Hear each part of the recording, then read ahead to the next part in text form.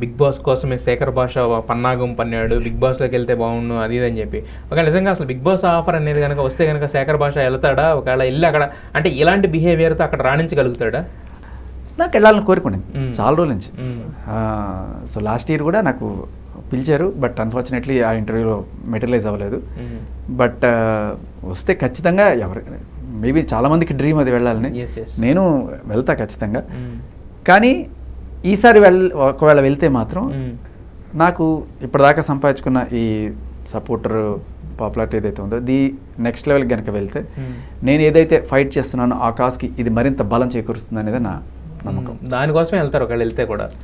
లేదు, నాకు జనరల్గానే interest, but ఇది ఖచ్చితంగా నాకు హెల్ప్ అవుతుంది. అంతేగాని దీనికోసం చేయడం అనేది పచ్చి అవ్వదు అనమాట. అయితే ఇప్పుడు బిగ్ బాస్ హౌస్ గురించి మనం మాట్లాడుకుంటే కనుక లోపల అదే ముక్కుసూటితనాలు అన్నీ ఉంటాయి కదా. యాక్చువల్గా ఒకరి గురించి ఒకరు బ్యాక్ బెచ్చింగ్లు ఇవన్నీ ఉంటాయి. మరి ఇంత ముక్కుసూటితనంగా ఉండే శేఖర్ భాష ఏదైనా తప్పు చూస్తేనే రగిలిపోయేటట్టు ఉండే శేఖర్ భాష అక్కడ వర్కౌట్ అవుతాడా? ఎంతవరకు నెట్టు రాగలుగుతాడు? అవుతామో లేదో, బట్ నేనగానే ఉంటా. అయితే అవుతాం, లేకపోతే లేదు. బట్ దానికోసం మార్పులు అయితే ఉండవు. బట్ శేఖర్ భాషలో ఉన్న మీరు ఇందాక 24 గంటల కోణం ఏదైతే చూసారో గుళ్ళో గంటలు, అలాంటి చిలిపి కోణం అయితే మీరు ఖచ్చితంగా చూస్తారు.